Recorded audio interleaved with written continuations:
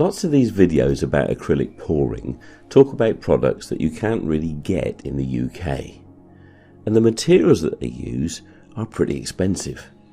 So this experiment is to see if you can make an acrylic cell picture using only materials from Poundland, UK. So I went to Poundland, I bought some shot glasses, I bought some plastic cups, I bought some PVA glue, polyvinyl acetate glue. I bought some gloves, not absolutely essential, but you'll find they're pretty useful. The paints they have in, I think it depends on what they can get cheap, but they had these Let's Craft metallic acrylic paints.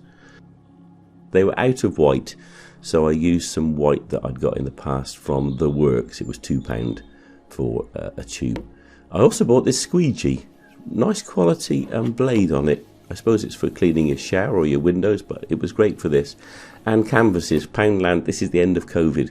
Poundland were also out of stock of canvases, so I got these from Home Bargains, 3 for £3. So we did manage to stay on the pound to go theme. I bought some pins. You'll see why these are useful in a moment. And you need somewhere to work. This is just our living room when I put a big plastic sheet over the table. Try and get everything organised before you begin pouring. If you put a bit of water on the back of your canvas and swoosh it around, bottles falling over, it tightens the canvas up. You can ping it and hear the note going up as it tightens, and that just stops the canvas being saggy, which makes your paint pool in the middle if it's like that. So it's just helpful to do. So if you stick a pin in each corner, what you've created is a little platform for your picture. You can get your hands underneath and pick it up, and it holds it level, so it's just a useful tip. So we're going to use PVA as the flow medium. They talk about floetrol a lot in the USA videos. You can't really get it over here, and if you can, it costs a lot of money. But it's based on PVA, polyvinyl acetate. They put a few conditioners and smoothers in it, but that's what it basically is. So if you mix up some PVA, add some water. Don't go over 40% water because you change its properties and it cracks when it dries. But you're trying to get it so it'll flow off the stick, look, in a continuous stream, and doesn't make a mound where it hits the bottom. If you've got it like that, you're about right. You need to get your paint, and cheap paint has less pigment in it.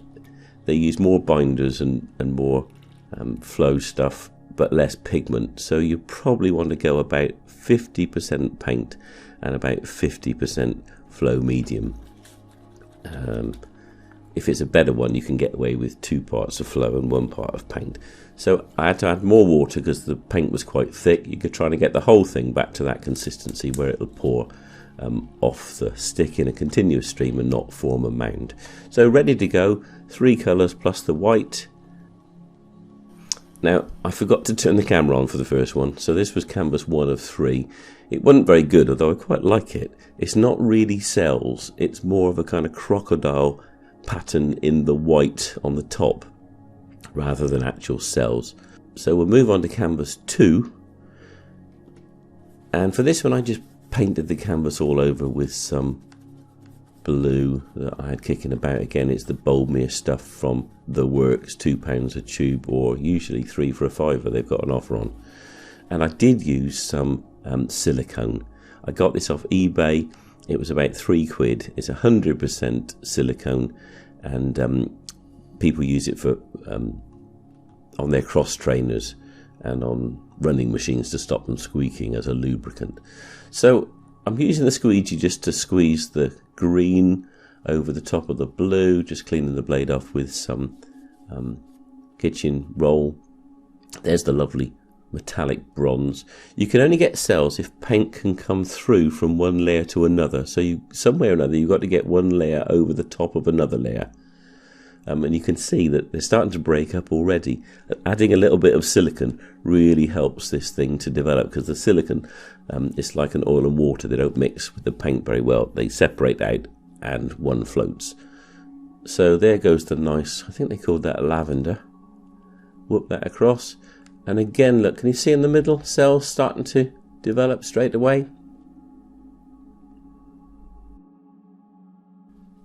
and then finally some white. White's a good colour. It's a nice contrasty colour, and it's a heavy colour. The pigment in white is weighty, so it tends to sink, and the ones underneath tend to come up through. And you can see that that's happening here already. Some people hate the drips, but I quite like them, so I'm actually dripping the end of the squeegee onto the paint and into that corner there, look, where it's nothing much is happening. So let's put a few dots in. Yeah, some of that's working quite nicely. You don't need a blowtorch. I bought this one off eBay for £10 and it had 4 spare cans of gas with it. You can use a hairdryer, and you can get away without using it at all, but you can see these cells start to break. Look, as I just whoosh some heat near it. Don't get too close, don't scorch your canvas. And there's a tendency to over torch. But here's the real colours, because these were taken with my nice Nikon. The video camera ones, I thought the lighting was good, but it gave everything a yellow greeny cast and the colours were washed out. So the pictures from the Nikon, the stills, really show better the colours.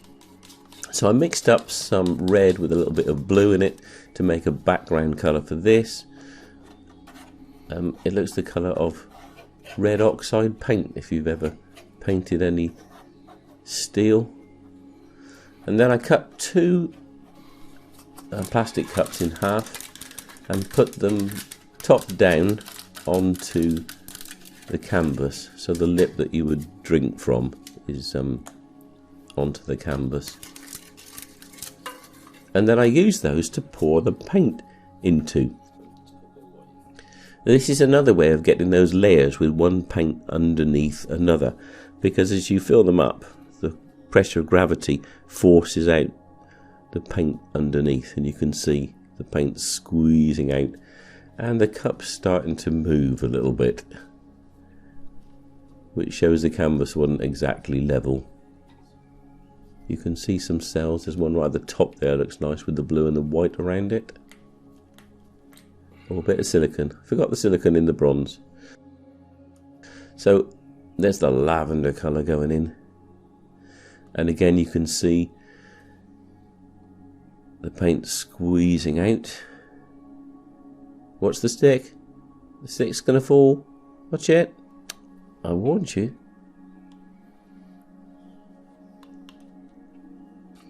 And then this nice metallic bronze. On the video here, it looks almost the same colour as the background, but in reality it was much livelier. The metallic sparkles were sparkling. So you can see the pots are moving again. It was okay.